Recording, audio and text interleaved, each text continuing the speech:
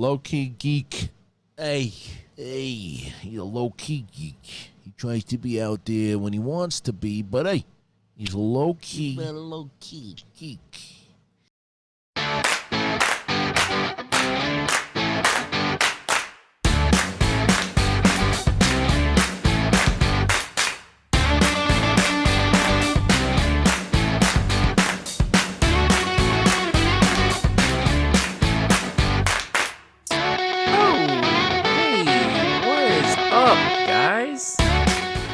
What is going on? It's Renee, Low-Key Geek here, back live again after a little break. As I kind of, change my schedule up a little bit. I want to make sure that I give proper time to producing interesting content, more valuable content, hopefully something that you guys will find more interesting and get more into and allow me to talk about more things that I like. For example, more movie reviews and, more kind of overall recaps of the week in pop culture news and things like that. So definitely stay tuned to the channel. I had my first weekly recap episode that posted last, I want to say late Friday or early Saturday. But those are expected to go up on Fridays, probably around Friday evenings and things like that. And then along with all that, producing more reviews like I mentioned before, and also a weekly Japanese pop culture review show. So definitely stay tuned for that. I'm hoping to drop that initial episode later this week. Also, for those of you who follow me on Twitch, I will be back on Twitch tonight at 9 p.m. and I will still maintain my Mondays, Wednesdays, and Fridays schedules for now, but those times might change. So definitely best thing to do if you want to follow me and you're interested in my weekly schedule, definitely follow me on social, whether it be Twitter, Facebook, or Instagram, what have you. But all the tags are listed on the screen and in the description of this video. So I hope you guys had a great weekend. Weather is definitely picking up. The country is opening up. Some states are unfortunately experiencing some bad backlash on their opening, and more cases are being reported for corona and things like that. So, as I always say, I hope you're staying safe and you're, taking the right precautions with whatever you do, whether it be outside or even just a simple walk around your neighborhood and all that. I definitely had a chance to walk around a little bit yesterday. The weather has been really humid here in New York, so I tried to not stay out as long, but definitely the highlight of my weekend has been the same highlight I've had in the last couple of weekends, and that is continuing to play Dungeons and Dragons with my buds. Again, I haven't been playing Dungeons and Dragons in a very long time, and to get thrown back into it is a lot of fun. And definitely my group is having a blast with our current adventure right now. So that's something that I'm definitely going to be continuing on for the foreseeable future. Didn't really watch anything new over the weekend, but I did for some reason. I guess I'm blaming Dungeons and Dragons for this, but I was in fantasy kind of adventure mode. So I just quickly popped on Lord of the Rings, The Two Towers, because I really wanted to see that final battle at the end, because that's one of my favorite on-screen battles in movies, as far as like big grand scale battles. And of course, The Return of the King outdoes that. But there's something about that Two Towers battle. I'm guessing it's because it's so dire too. You could tell that they were really backs against the wall and all that. And it looked like things were pretty bleak as far as the outcome's concerned. But spoiler alert. I mean, the movie came out such a long time ago. They did survive to carry on another day, but yeah, interested to see what you guys were up to this weekend. So as always, feel free to chime in on the chat. Always open and welcoming any kind of conversation based on any topic. Hopefully, let's keep it within the pop culture realm. I know there's a lot of things happening out there, and that's something you want to talk about too. Let's just make sure that we keep things on a positive note. Trying to just create an environment where, even if just for 30 minutes or an hour, you get to take your mind off of things and focus on things that you're passionate about. And if you're like me, and one of the reasons why you're tuning in is because you're into pop culture, whether it be movies, games, TV, collectibles, toys, what have you. Would definitely love to hear your thoughts and opinions on any topic that I bring up. So, busy day as far as news is concerned, and again, we are at that age now where a lot of people that we know during our younger years are unfortunately passing, and unfortunately there has been another passing today, and that is the passing of Joel Schumacher, very famous director, tied to a lot of great movies in the 80s and 90s. Unfortunately, he passed away at the age of 80 today, it's been reported. From when I was looking at the news and doing some research, I didn't really get the chance to see what the cause of death was, so I'm sure that is to be revealed, if not already. And it's also pretty unfortunate that his legacy will always be tied to those two Batman movies in the 90s that kind of brought down the Batman franchise and superhero genre in general. But I'll get more into that in a bit. But something I learned that I didn't know, he was a former costume designer, and then he turned to directing or script writing first off, and then became a director. If you're not familiar with his movies, you should take time to remember a lot of his classics, because it's a lot of big names out there. St. Elmo's Fire, The Lost Boys, Flatliners, Falling Down, A Time to Kill, and the most underrated movie in his library, I would say, is Phone Booth. I remember watching Phone Booth in the theater, and it's a movie with Colin Farrell and Kiefer Sutherland, and I believe Forrest Whitaker plays the cop, the main cop in the police force there. But it takes place all in one location, and that is Colin Farrell in a phone booth as he's speaking with Kiefer Sutherland, who is like this kind of, I don't know if you want to call him a mercenary or someone who wants to right the wrongs that he was facing. And Kiefer was keeping him at bay with a sniper rifle from another building, you know, with all of his demands and hoping that he can get everything that he wanted. It was a very tense movie. I remember just feeling, I think the movie was only an hour and 30 minutes, but it was so intense and very well done. Definitely one of my favorites. But going back, of course, St. Elmo's Fire is what started pretty much the gathering of the majority of the Brat Pack within that movie. And then we have Lost Boys, which is a huge cult favorite. Again, Kiefer Sutherland stars in that. He worked with Kiefer quite a bit during his directing time, which is interesting. But you had Corey Haim and then Corey Feldman, and you even have Alex Winter as one of the vampires there. Flatliners is another great haunting type of movie. I know it freaked me out because I watched it at a very young age. But it's definitely an interesting premise. They tried to remake it again recently. I never saw it because I think the original is what it is, and it should be that way.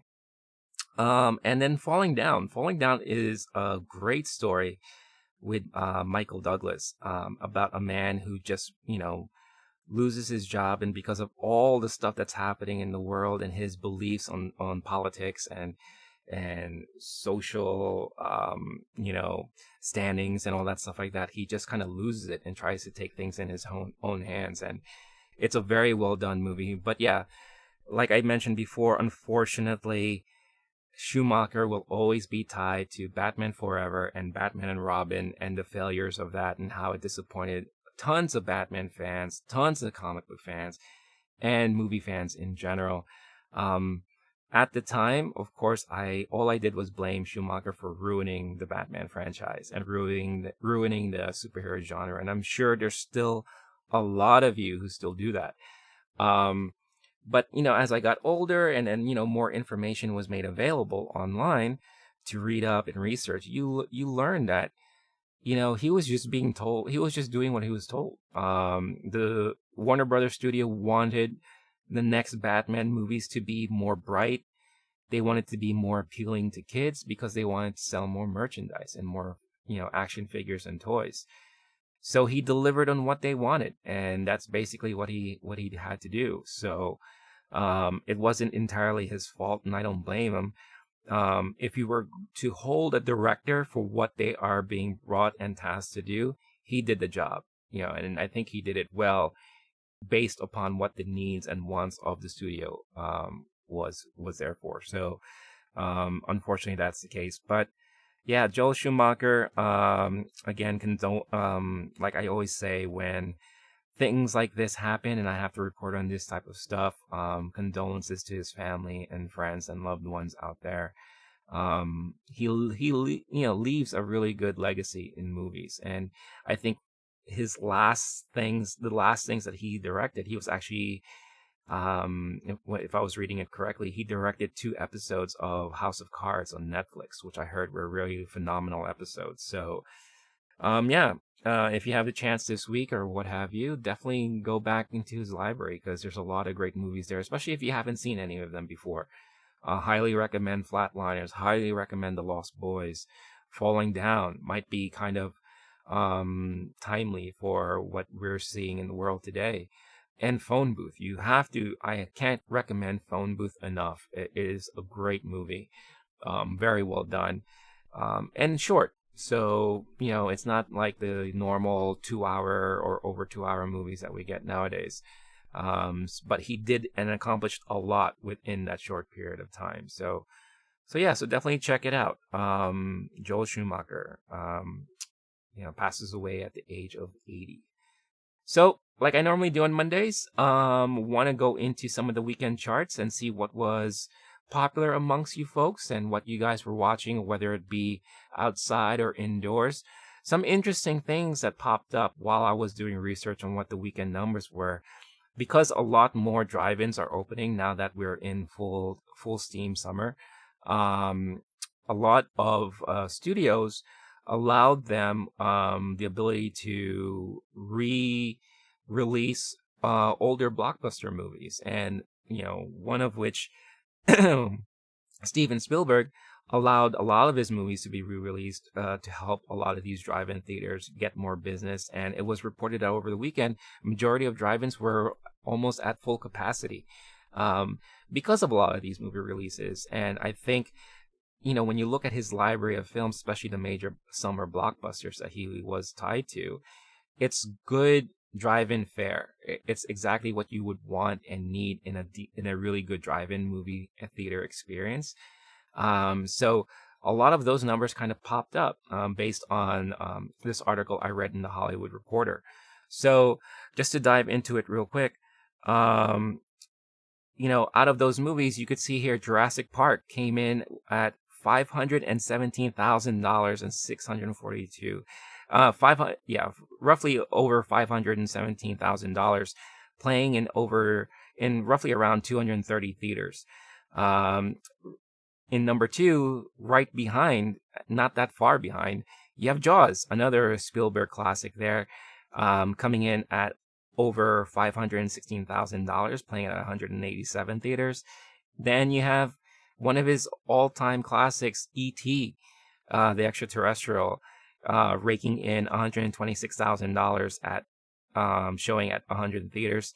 And then Raiders of the Lost Ark pulling in $69,000 in 109 theaters. Other movies that were kind of re-released to help things out with the drive-in experiences were Back to the Future, Footloose, and The Goonies. Those are some of the movies that were mentioned in the article. I'm sure some other locations may have had other movies that were playing, but these were like the main standouts there. But if we were to report on what we would consider these days newer movies, Then you have a pretty similar lineup that we've been looking at for the last couple of weeks. Last week, Becky premiered at number 1, and this weekend it still holds at number 1 as far as new movies are concerned, pulling in a little over $81,000 at 21 theaters. The Wretched still hangs on strong at number 2 for pulling in $73,000, increasing their theater allocation from last week, so playing at 101 theaters. This new number 3, Quarantine Cat Film Festival. This is kind of like uh, uh, collaboration of a bunch of different independent filmmakers and YouTube filmmakers that kind of filmed their own cats and what they were up to during the quarantine, and they kind of made it into one film festival. It pulled in $20,000 at 84 V theaters. Now, as a reminder, V theaters are described as virtual theaters. These are theaters that they do have a physical location, but they were able to sell tickets online for people to view these movies online, whether through a third-party provider or their own proprietary streaming service that they created for themselves. So you have that coming in at number 3. Number 4, you have a documentary called Queen of the Capitol. This documentary is about a DC bureaucrat by day, drag queen by night. Muffy Blake Stevens follows her dream of leading a group of vibrant performers on a crusade for the community. It was streaming in one V theater, and it pulled in $1,269.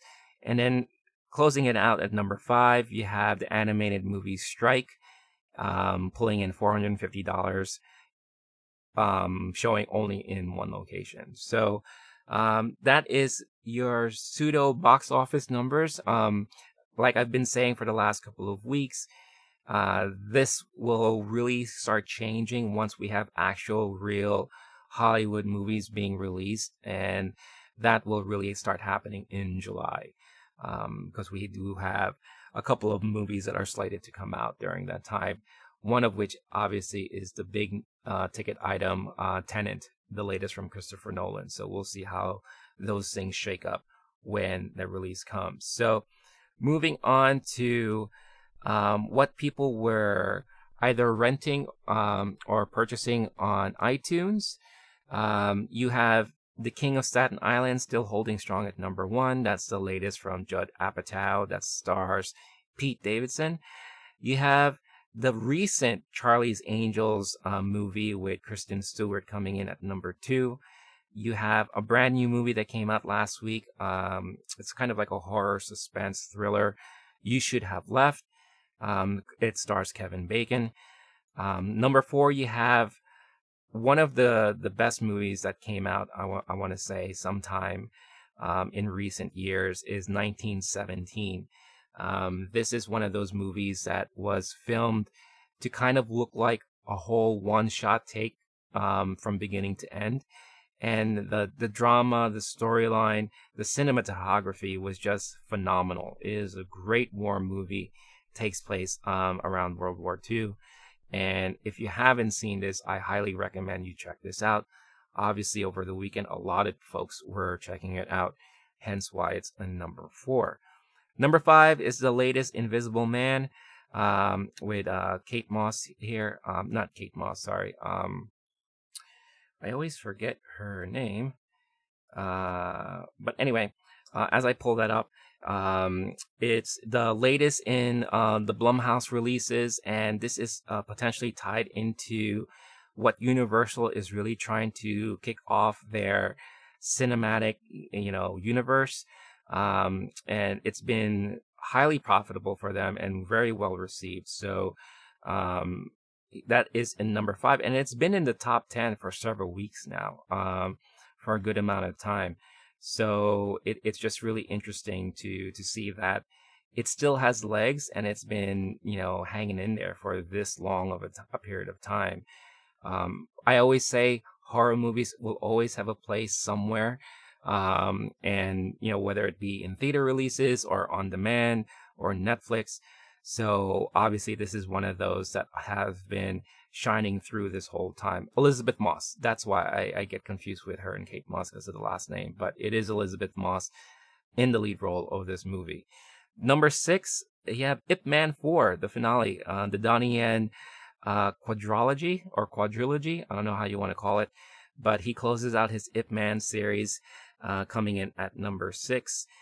Ip Man obviously is take on the legendary martial arts master that also at one point taught Bruce Lee.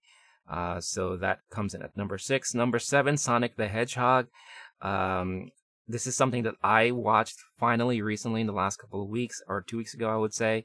And I found it to be a great movie, very well done video game adaptation here. So it's coming in at number 7. It was out of the top 10 for, I think, a week or two.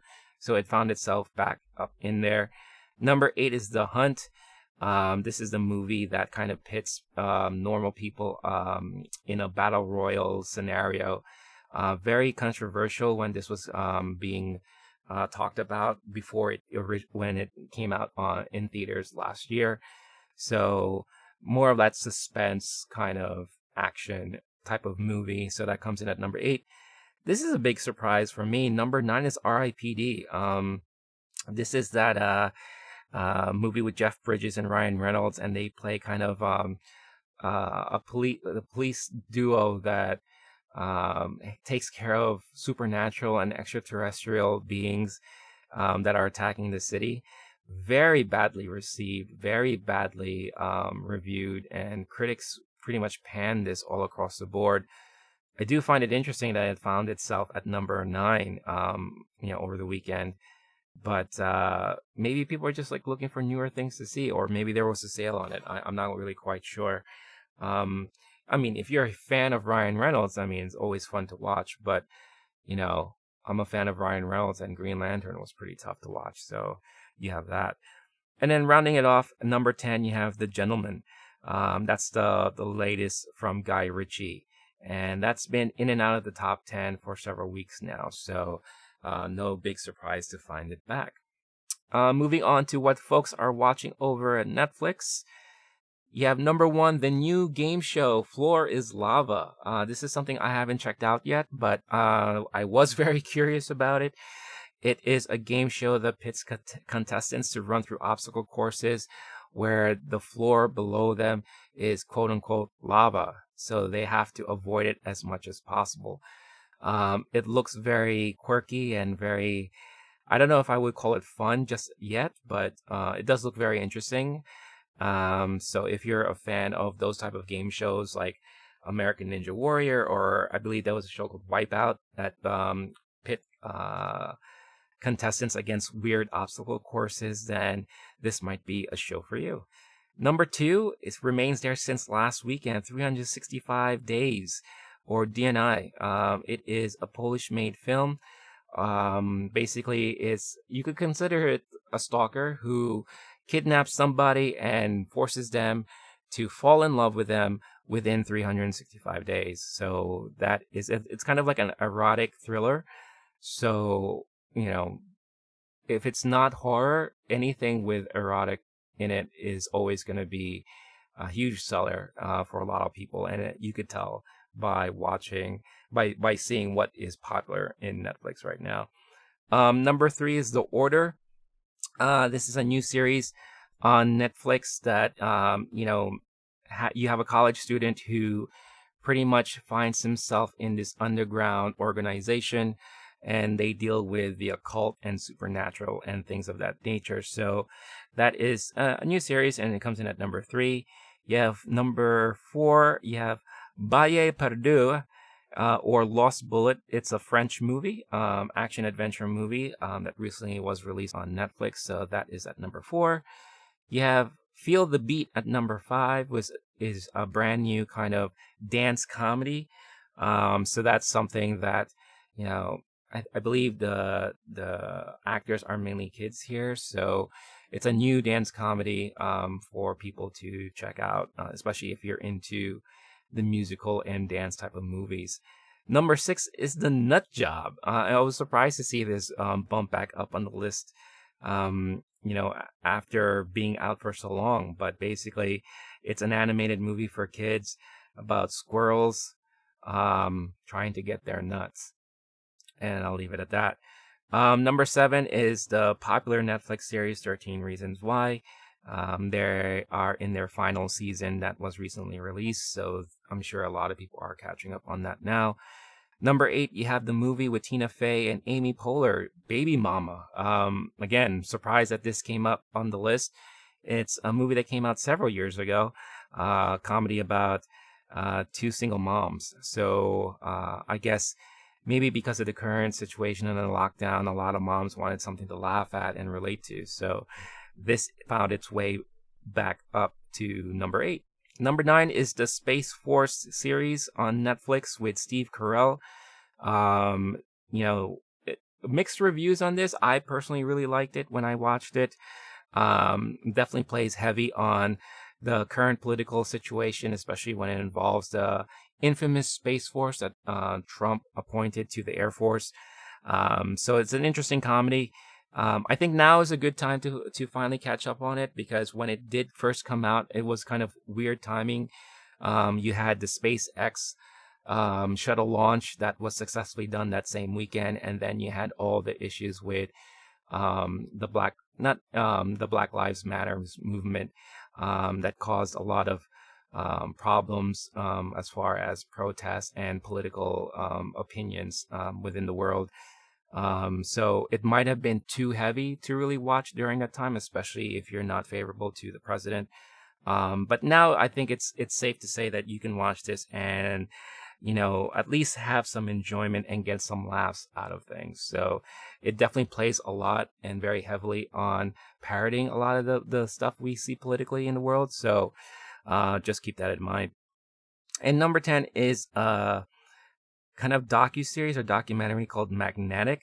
It just basically follows a bunch of athletes doing extreme obstacles and sports as they travel around the world. So something that if you're into extreme sports, or if you're into athletes really challenging themselves and pushing themselves to go above and beyond the sports that they love, this is something that will pretty much be for you here. So that is what I like to call the weekend charts, and that is basically what we have going on over the weekend. So if there was anything that you guys, caught on that list, or anything that you're interested in, obviously let me know and we could talk about it. Let me know your thoughts and opinions on anything that you may have watched that we kind of unveiled on that list there. And let me know if you liked it. Let me know if it's good. You could either, chat here, or if you're watching this on a replay, definitely leave your thoughts in the comments. Or one thing I like to encourage people to do is, like, while I'm on Twitch and playing, we can talk about anything. So if you caught a show and then you wanted to talk about whatever topic I, discussed, bring your questions to me on Twitch, and we can have a conversation about it. So it's not always about what I'm playing, is what I'm trying to say. It's all about, engaging the community I'm trying to put together. So that being said, like I said, a lot of more news kind of broke today. Unfortunately, the passing of Joel Schumacher, and it's interesting that happens, and he was tied to the 2 worst Batman movies. And then you have a piece of news that kind of related to that same series, and it involves Michael Keaton. So it was reported this morning that Michael Keaton is engaging in talks to reprise his role as Bruce Wayne / Batman, to star alongside Ezra Miller in the upcoming Flash movie. We are not sure as of yet if this is legitimate. It was reported that there were earlier talks with Michael Keaton that started today. But the whole idea and premise is basically, since we know that Ezra Miller, and especially the Flash in general, has the ability to kind of go in and out of multiple universes because of his fast speed and breaking those barriers. We've seen it already done on the TV series, the Flash TV series. We caught a glimpse of it within Justice League and his brief appearances within the current DC universe. So could it be that he does it again, breaks through another, goes into another dimension or another universe and runs into Michael Keaton's version of Bruce Wayne? Now, it was originally reported that it was just going to be this one cameo in this one movie, but then later on, as more news started breaking out, it appears that they want him to be a reoccurring cameo for a bunch of other DCU EU movies that they have in the slate. So kind of similar to like how Nick Fury is a constant in a lot of the Marvel movies, they might be looking to Michael Keaton as being this constant within the DC universe. So very, very interesting. And, I know Michael Keaton, when he did the first two Batman movies, a lot of people, including myself, really loved him in that role. And maybe it was perfect for that time. I don't know how much it would be if he were to do it today, but there's still a lot of people now who still regard him as the best Batman iteration on screen. And I know, when he had interviews in the past, he was kind of over the whole superhero thing. He was over the whole comic book movie thing. He even, it was rumored that when he did Birdman, that was kind of a play on his feelings also of the whole superhero comic book movie genre. But then later on, we saw him appear in Spider-Man, playing the Vulture.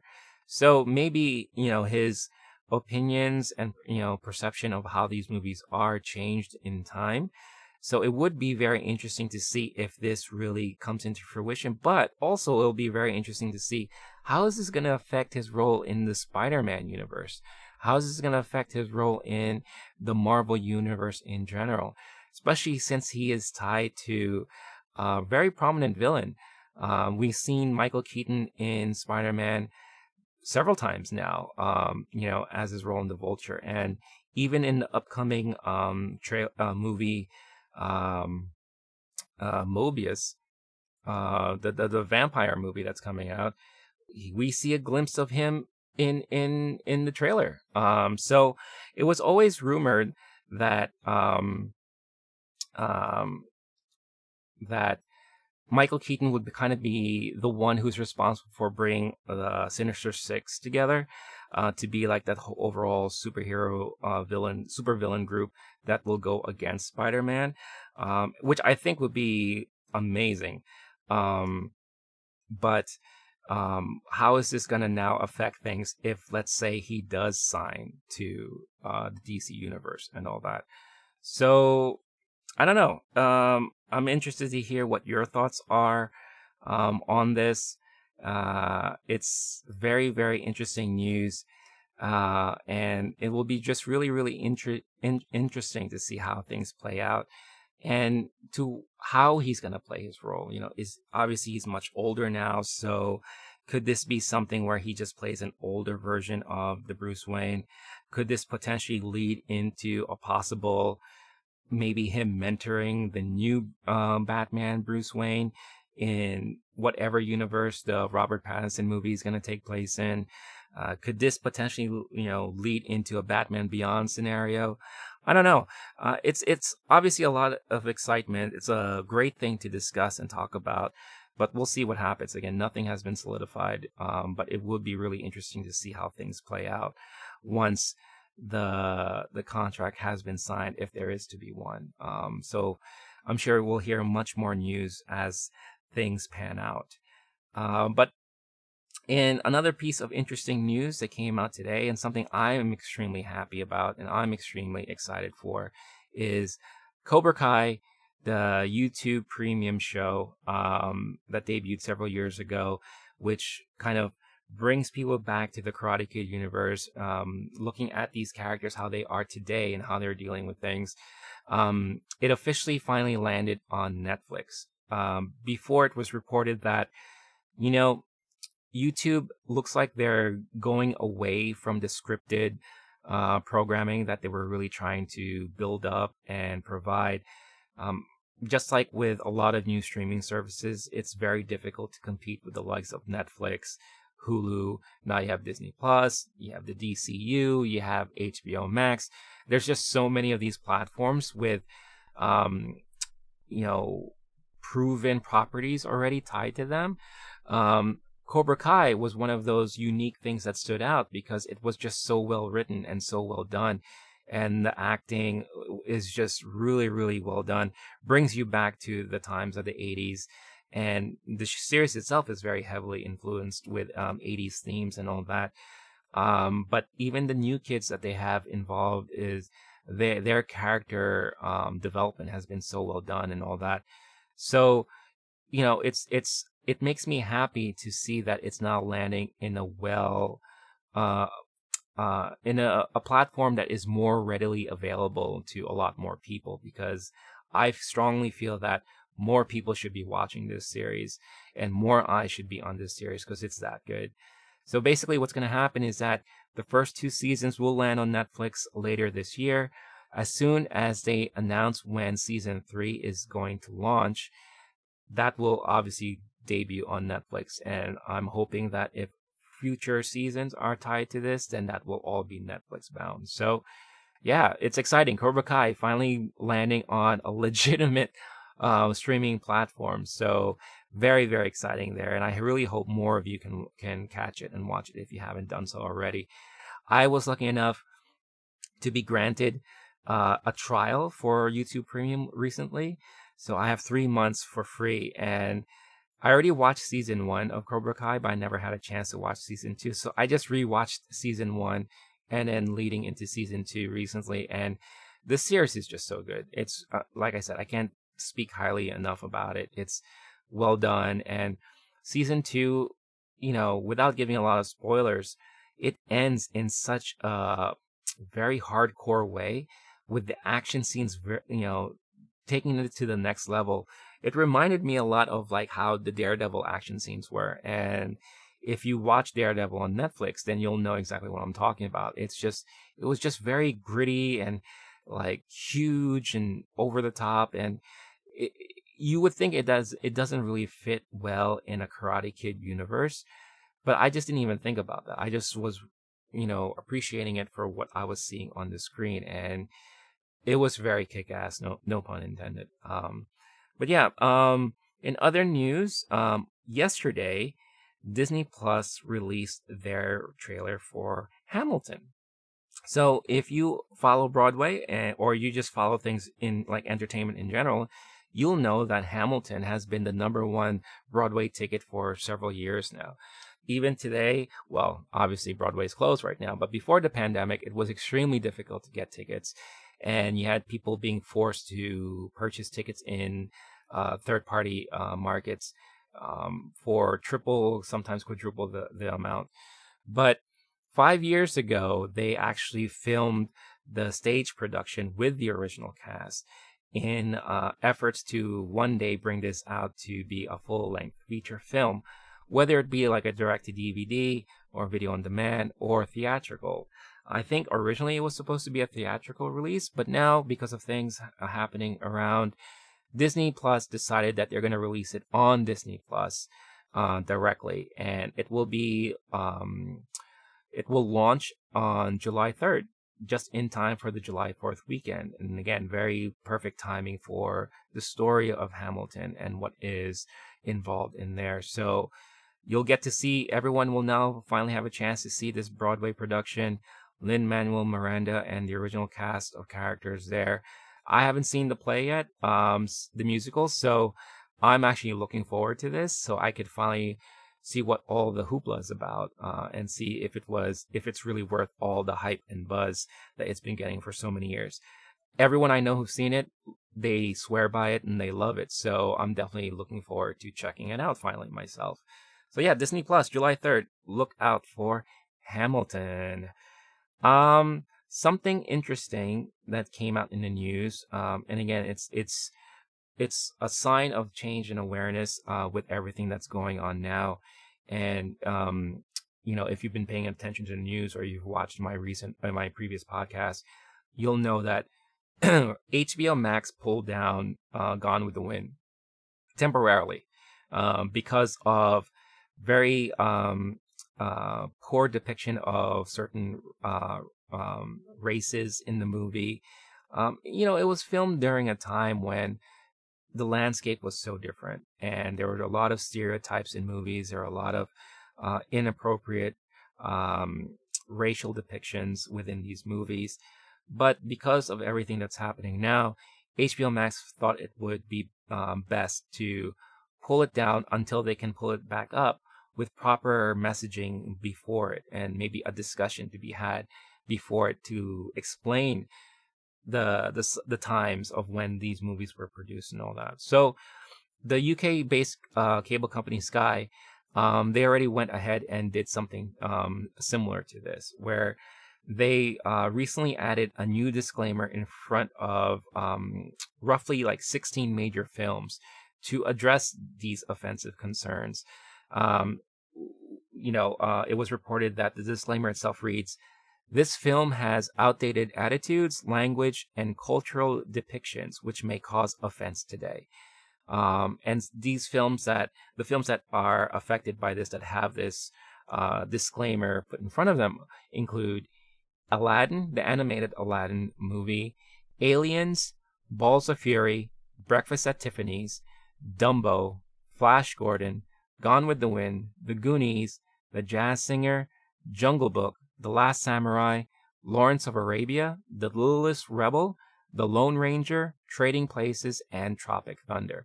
So if you have watched any of these movies like I have, you, I think, can understand what they're trying to get at here.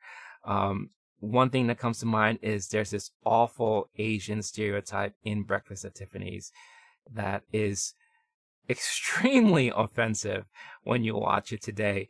But it's one of those things where you shouldn't allow it to deter your feelings and thoughts of the overall movie, because the movie itself is great. But this one, this one depiction, I think it's Mickey Rooney who plays an Asian, a very stereotypical Asian. It's just so bad. The animated movie Dumbo has, black crows with very stereotypical dialogue and how they act and everything like that. Gone with the Wind, of course, I mentioned before. The Goonies, the depiction of Data, however you want to pronounce it, but like how he is as an Asian kid. I could go on and on here, but Tropic Thunder, of course, the Robert Downey Jr. depiction of someone who plays a black man in one of his roles, and he can't, seem to separate reality. It's funny. And if you could just look past all of that and just appreciate the comedy, then it's hilarious. But obviously, in this day and age, these things can be very offensive, So at least to put this messaging out there as we understand that there are certain things within this movie that may not be right for now or ever moving forward. But appreciate the movie for what it is if you're willing to look past that. That's at least my take on it, and that's how people should kind of view it, because, I've heard stories about people who used to love Tropic Thunder, and then now they can't stand it because of them realizing how bad of a depiction this thing is. What I say to them is that if you didn't even realize that before, then that's already the number one problem there. Me, of course, I knew it was wrong, and I knew it was so bad, but it's a parody on how Hollywood used to be, how some of these actors really take things so seriously that they would go to these weird extreme steps. If you can get past all that, then allow yourself to enjoy the humor in what they're trying to accomplish here. But again, I'm just speaking for myself. I know everyone is different. Everyone looks at things in different ways. So I'm pretty sure this is the beginning of what you're going to start seeing moving forward. The one thing I really hope is that I would really like it if they just don't edit and censor these movies. It's one of those things where we understand, and I understand that, some of these scenes or some of these depictions should not, be, made lightly, should not be taken lightly, I should say. But don't censor the movies. The movies were made in a way and at a time to tell a specific story or to explain a certain character and how they are. So, and I've never been a fan of like censoring any kind of forms of art. And movies for me is a form of art. And I would appreciate it if these things aren't censored, but at least proper conversation and messaging before the viewing of this movie is very important, especially for this time that we're in now. So I won't be surprised if more platforms start going with this approach. I'm pretty sure HBO Max is working on that similar approach when it comes with Gone with the Wind. And then we'll see what happens there. So I did find this to be a very interesting bit of news, especially with where things are today. So that pretty much covers a lot of like the movie related things. Something that actually came out over the weekend, and if you're an 80s child like I am, and I think I've mentioned that multiple times, one of the things you probably grew up with is wrestling. Wrestling was a big staple in my TV viewing. I remember I had a lot of Hulk Hogan paraphernalia, and I was a big fan of Roddy Piper and the Junkyard Dog, and Jimmy Superfly Snuka, and Ricky the Dragon Steamboat, Macho Man, things like that. And then I kind of took a break from it, and then I got back into it in the 90s. And one of the more prominent wrestlers in the 90s, and even today that has like a long legacy, is The Undertaker.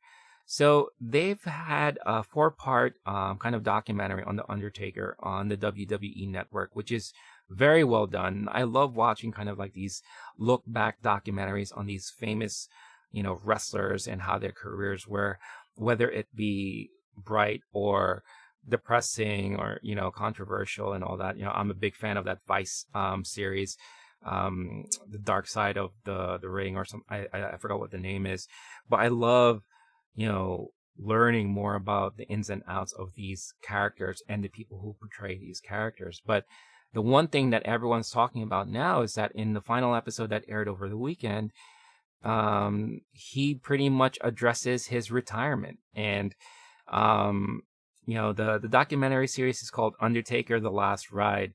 And his last on-screen performance in the quote-unquote ring was the recent WrestleMania 36, where he had this like boneyard match with AJ Styles, I think the other wrestler names is, and it was touted as one of the best matches of recent years, and it was very thematic, very story heavy, very cinematic, and even he said like this is probably the best storyline and production of a match that he's been involved in his entire career.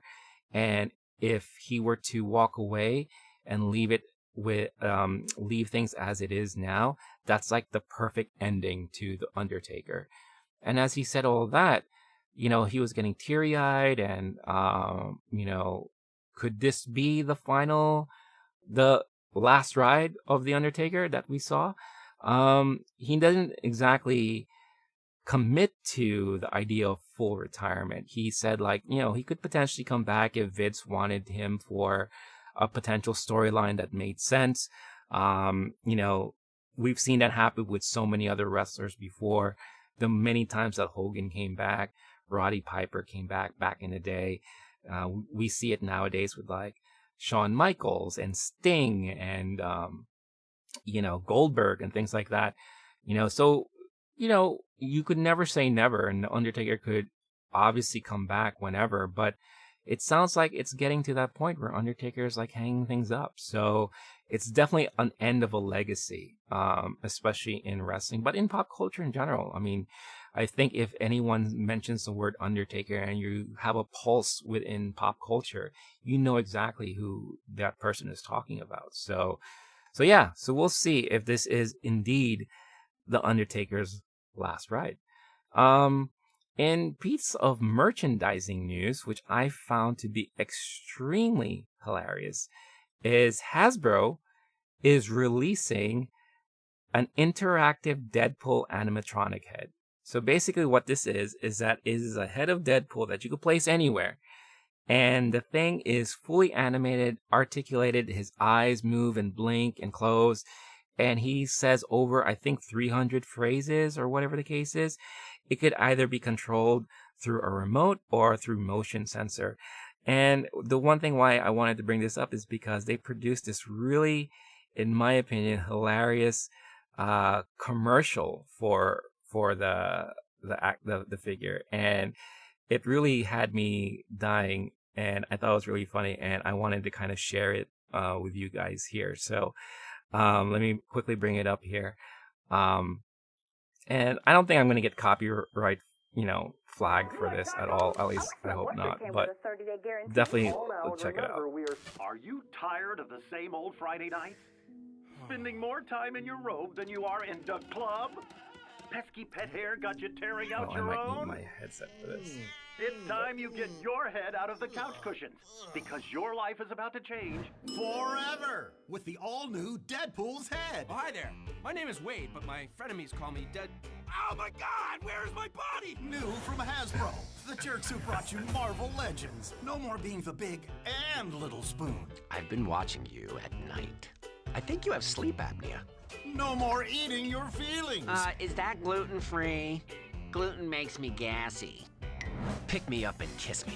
The all-new Deadpool's head puts the F in BFF. But wait, there's more. Because when you click below, you can not only get the new Deadpool's head, you can get the box he comes in too. Need to cut time in the kitchen? Deadpool's head makes chopping a breeze. Head hair, don't care. I'm gonna barf in my mask. Fallen and can't get up? It's Deadpool's head to the rescue. I have no arms. Why wait? Click now.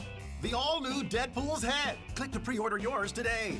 1-833-DPS head. That number again, 1-833-DPS HEAD. Deadpool's head is for entertainment purposes only. Any resemblance to actual person, living or dead, is extremely unfortunate. So as you can see, like they trying to make it like one of those commercial infomercials and all that, but it is extremely hilarious. It's very unique, and if you're a fan of Deadpool, obviously this is something you'd probably want to have in your collection. I don't know how soon the gag will get tiring, and as you could hear in the voice, I don't think that's Ryan Reynolds' voice that they recorded, but it is very quirky, and it is extremely hilarious in my opinion. And look how articulated it is. I mean, the fact that the eyes move and it's sensitive to motion and even motion of itself. So it knows when it's upside down. It knows when you're like throwing it around and all that. So it interacts based off of those movements. I mean, I think it's so unique, and it shows you how far the technology has gone, especially since we were kids when we had interactive toys. Teddy Ruxpin comes to mind. But I think this is pretty hilarious, and I just wanted to share that with you guys because I'm sure there's going to be some of you out there who's going to really love to have one of these in your collection. But moving on to kind of gaming news now. Now, the big news that dropped today, something that, doesn't affect me, but I mean, I am in the streaming world, is Mixer. Microsoft announced today that they are officially shutting down Mixer in July. And they will be migrating all streamers to Facebook Gaming. So this is all going to start on July 22nd. And this is huge news in the streaming universe because Mixer was definitely one of the major streaming platform competitors when you compare it to like Twitch and even YouTube, as YouTube got into more gaming channels and all that. And then Facebook Gaming, which really made a huge prominence starting last year, and when during this current coronavirus lockdown, that's when they really like came out full steam with their marketing for that. Mixer, I believe, started back in 2016, or at least they were purchased by Microsoft back in 2016. Don't quote me on this. I'm just trying to recollect things in my mind. It was originally called Beam, and then they changed the name to Mixer. And yeah, their main thing was, one, it was Microsoft owned, so it was inherently tied to a lot of the Xbox consoles. So if you wanted to stream directly from the Xbox or upload any of your videos, you already had a platform tied in. So you just had to make sure you had an account, and then you're all solid. You're golden. And yeah, they had a huge hill to climb because Twitch has already been in the game for a good amount of time, and Twitch was seen as the primary destination for gaming, especially when it comes to live streaming. So I feel like Mixer was always playing behind the eight ball here. In recent years, they lured some major Twitch streamers onto their platform by paying out multi-million-dollar contracts. You had Ninja, which is probably the number one streamer that moved over to Mixer. And then you had Shroud, which is another major streamer. And like I said, they doled out millions of dollars to get these guys to jump ship and be Mixer dedicated. Of course, at the time, Ninja was already well above his popularity, and he could set up whatever schedule he wanted, and dedication on Mixer, I don't know how much of it was, but Ninja was a brand name, so that's one of the things that attracted Microsoft and Mixer to kind of get him on board. So we're not sure as to where Ninja and Shroud, where their commitments will lie. Will they fully carry on their contracts to Facebook Gaming, or are they going to decide to do something else? As of me looking into this news, there weren't any announcements by either streamers at the moment. But yeah, I think Microsoft said that they were really trying their best to support online streaming community, but they realized that they just weren't getting anywhere, and I'm pretty sure they had a lack of resources to really dedicate to promote this platform. So they will be working with the Mixer community to properly migrate them over to Facebook Gaming. Now, I have a Mixer account, and I started streaming roughly a little over 2 months ago, and I fooled around in Mixer for a bit just to see what kind of audience I can get, what kind of community I can be a part of. And Mixer is very niche, and it's very small when you compare it to Twitch. So you would think it would be easy to kind of build an audience there, but it wasn't, and I think it was because the platform itself I found to be very hard to work with.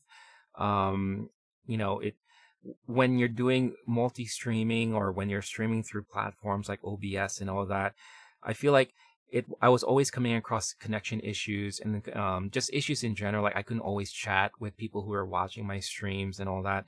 So I just kind of gave up on it, like I felt bad for the small amount of followers that did eventually follow me on Mixer, but I just couldn't go back because I was experiencing way too many issues and problems. So, but I never got an announcement.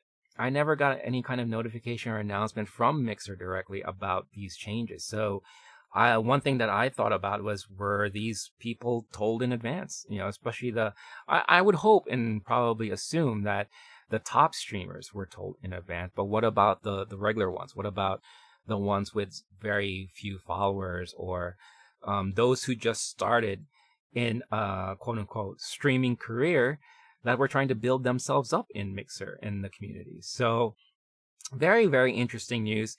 At the end of the day, it doesn't 100% surprise me, because everyone who streams, well, I wouldn't say everyone, but the majority of the people who are familiar with streaming and familiar with all these platforms will always say Mixer is at the bottom of the list. Even though Twitch is very difficult to start gaining traction as a new streamer, but then eventually, Facebook Gaming has now a new element so that it could kind of provide additional exposure, and then YouTube will always grow, and YouTube will always try to figure things out.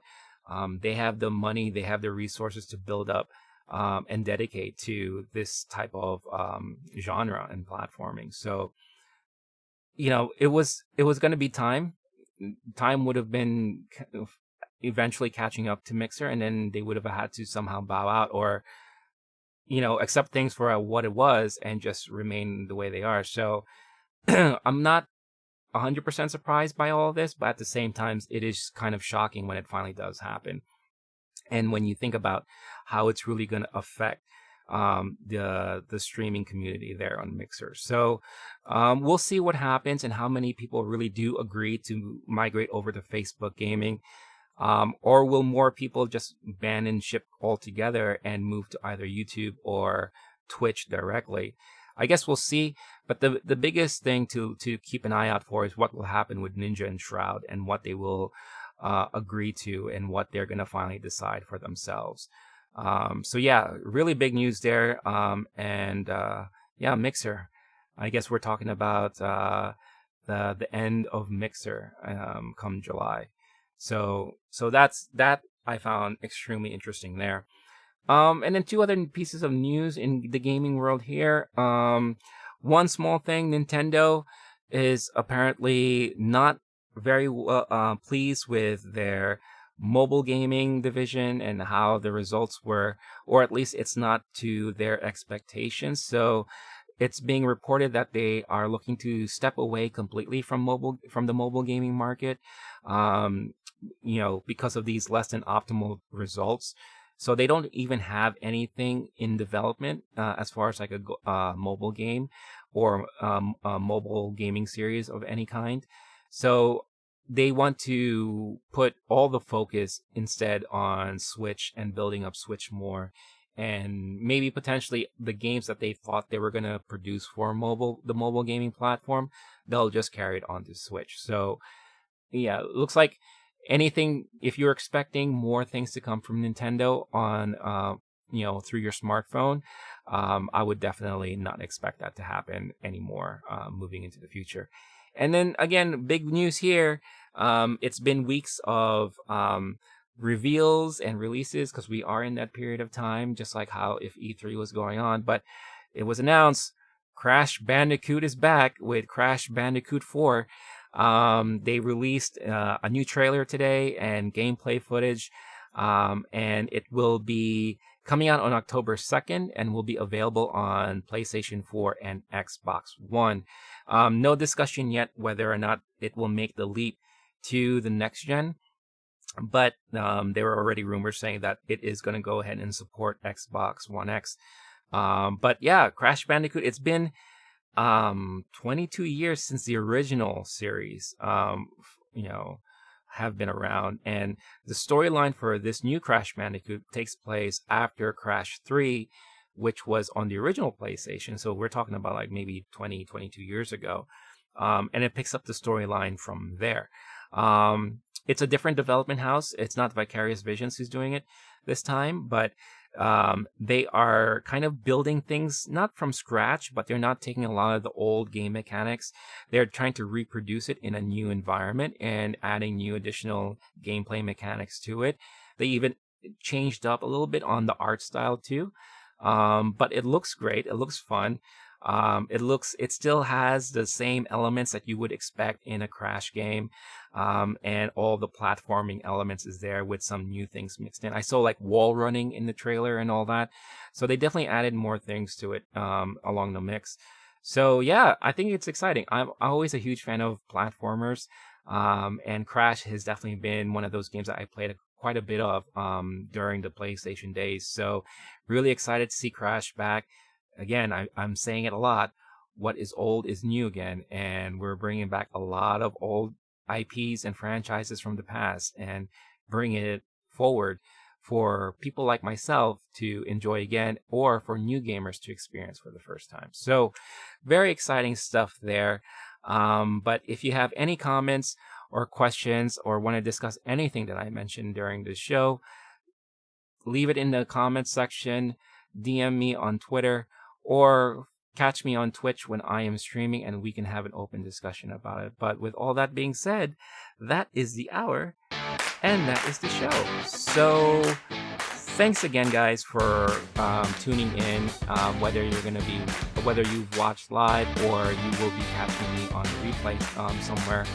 But I will be back again next Monday for my live show, 7 p.m. Eastern Standard Time, which is an hour up from my original 8 p.m.